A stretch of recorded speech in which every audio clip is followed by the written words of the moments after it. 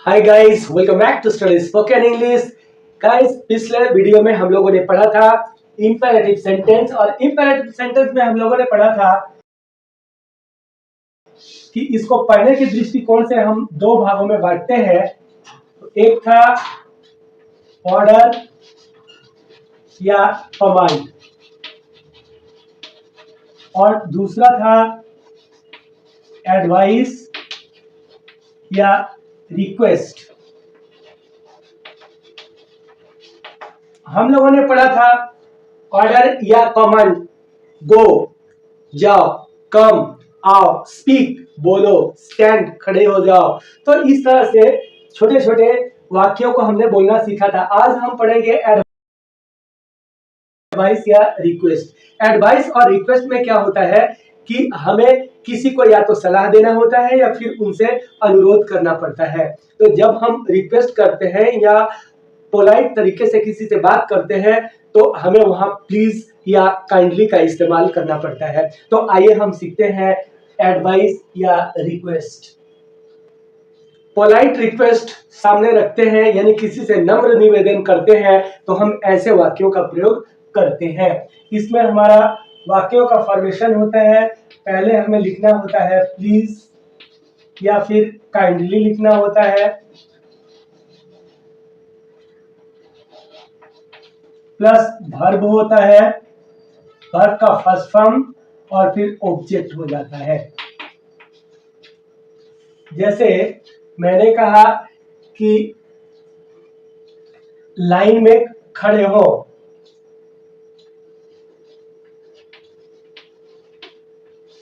कृपया कतार में खड़े रहें।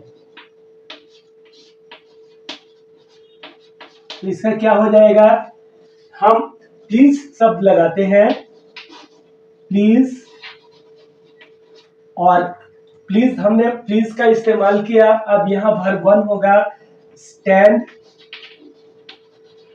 और ऑब्जेक्ट हो जाएगा in a queue. Please stand in a queue, कृपया कतार में खड़े रहें।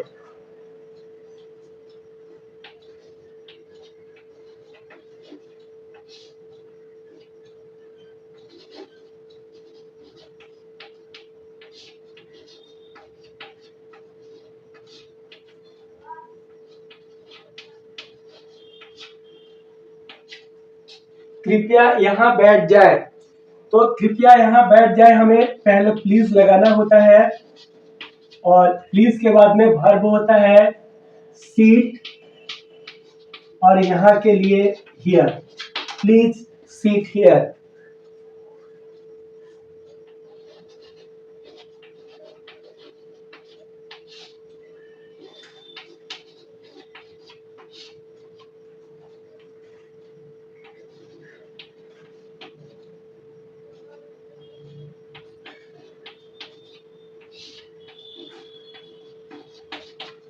कृपया बाहर इंतजार करें, please wait outside, please wait outside.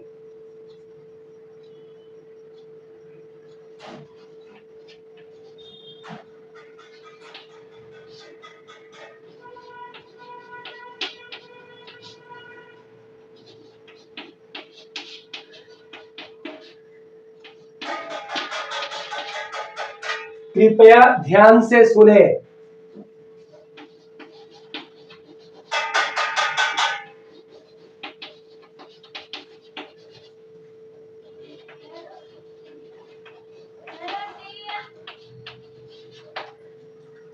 Please listen carefully.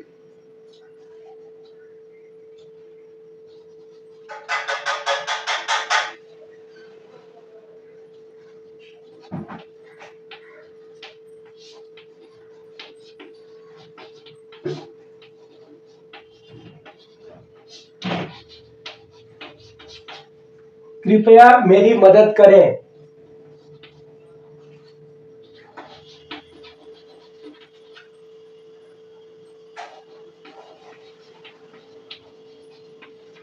Please help me.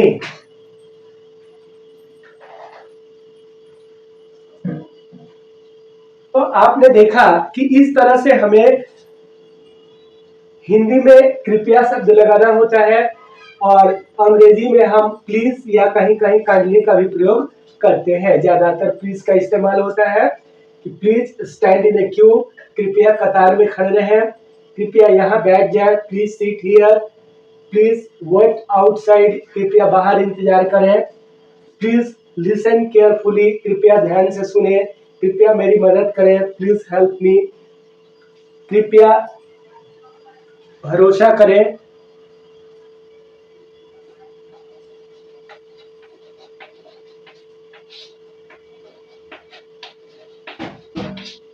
कृपया मुझ पर भरोसा करें,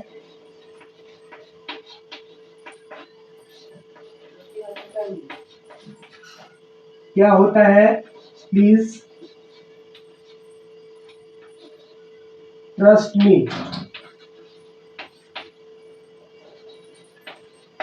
तो ऐसे वाक्यों में हम क्या पाते हैं कि पहले प्लीज होता है, कैसे बनावट के अनुसार पहले प्लीज लिखा, प्लीज के बाद यहाँ वर्ब वन है तो वर्ब वन स्टैंड है और ऑब्जेक्ट में हमने लिखा इन ए क्यू, कृपया कतार में खड़े रहे। प्लीज स्ट्रक्चर के हिसाब से उसके बाद वर्ब वन है तो सीट और ऑब्जेक्ट में हमने रखा हियर, प्लीज सीट हियर, कृपया यहाँ बैठ जाए। तो इस तरह से आपने देखा कि सिंपल सिंपल वाक्य हम आसानी से बोल पाते हैं। आइए थोड़ा प्रैक्टिस करके देखते हैं। आइए इन सेंटेंसों का ट्रांसलेशन बनाए। तो कृपया चुप रहे, कृपया चुप रहे में क्या होता है कि हमें पहले प्लीज लगाना होगा, प्लीज। अब चुप रहने का क्या होता है, keep quiet, please keep quiet.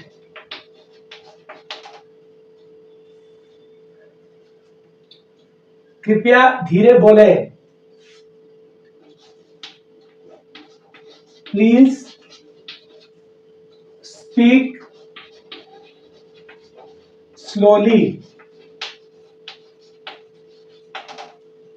कृपया दरवाजा बंद करें, please shut the door, please shut the door. कृपया पंखा चालू करें, please switch on the fan, switch on the fan. कृपया पानी लाइए, please bring water, please bring water. कृपया मेरी बात सुनो या कृपया मेरी बात सुने, प्लीज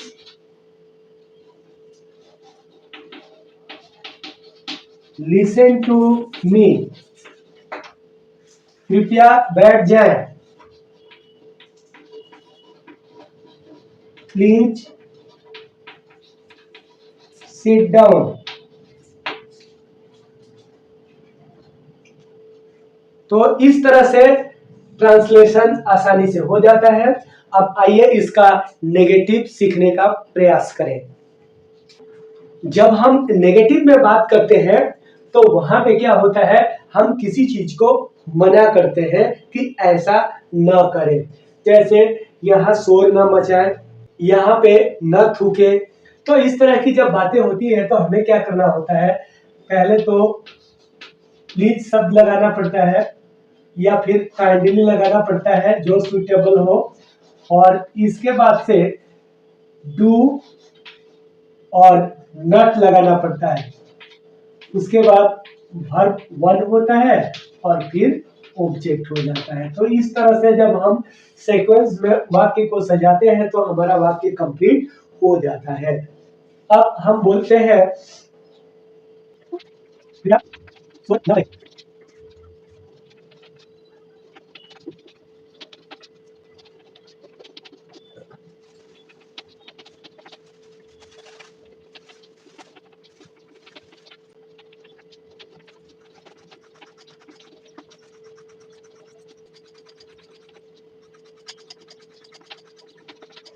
हमारा वाक्य होता है please kindly do not plus verb one plus object.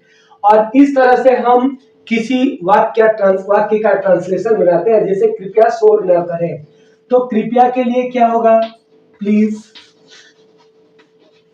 अब प्लीज के बाद में क्या है, डू नॉट, तो हमें लिखना है डू और नॉट, प्लीज डू नॉट। शोर ना करना का क्या होता है, shout, SHOUT, please do not shout, कृपया शोर न करें। तो यहाँ पे देखिए प्लीज हो गया और डू नॉट हो गया, और उसके बाद से ये वर्ब हो गया साउट। साउट मतलब शोर करना या चिल्लाना। कृपया यहाँ न थूके, तो इसके लिए हमें पहले प्लीज, प्लीज के बाद में डू नॉट, और थूकना का होता है स्पीट, और यहाँ के लिए here, please do not spit here. Sequence के हिसाब से प्लीज लगा, उसके बाद से डू नॉट लगा, स्पीट वर्ब आया, हियर ऑब्जेक्ट हो गया। कृपया सड़क गंदा ना करें, please do not litter on the road, कृपया वहां ना जाएं, please do not go there, कृपया यहां धूम्रपान ना करें, please do not smoke here, कृपया भोजन नष्ट न करें, प्लीज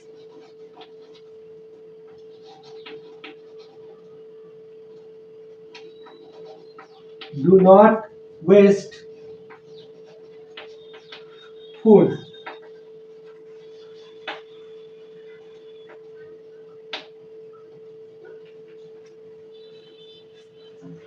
तो आपने देखा कि कितनी आसानी से हम इंपेरेटिव सेंटेंस को बना पाते हैं। कृपया शोर न करें, प्लीज डू नॉट साउट, कृपया यहाँ न थूके, please do not spit here, कृपया सड़क गंदा न करें, please do not litter on the road, कृपया वहां न जाए, please do not go there, कृपया यहाँ धूम्रपान न करें, please do not smoke here, कृपया भोजन नष्ट न करें, please do not waste food. आइए थोड़ा और आगे प्रैक्टिस करते हैं। गाइस, मैं छोटे छोटे सेंटेंस को आपके सामने इसलिए लाता हूं कि इन छोटे छोटे सेंटेंस से ही हम अंग्रेजी बोलना शुरू करते हैं, और इन्हीं छोटे छोटे सेंटेंसों से ही आपका इंग्लिश परिपूर्ण होता है। आइए ट्रांसलेट करते हैं। कृपया पानी न बहाए, तो क्या होगा, please do not waste water, कृपया पानी ना बहाए का मतलब होता है कि पानी को बर्बाद ना करें। प्लीज डोंट वेस्ट वाटर, कृपया गरीबों को न सताएं, प्लीज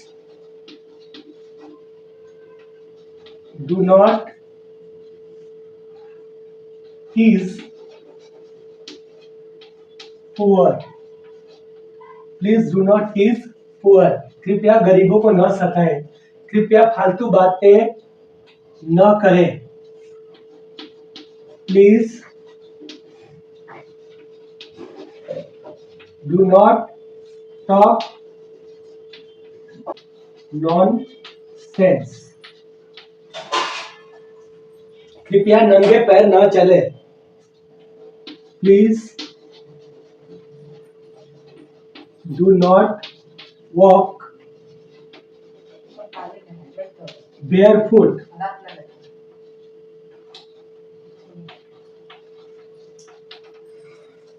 कृपया किसी को कष्ट न दे, please do not hurt anyone.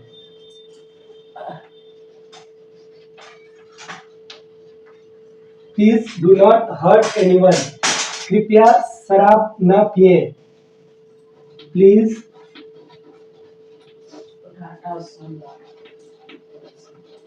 do not drink. Please do not drink. कृपया फूलों को ना तोड़े. Please do not pluck flowers.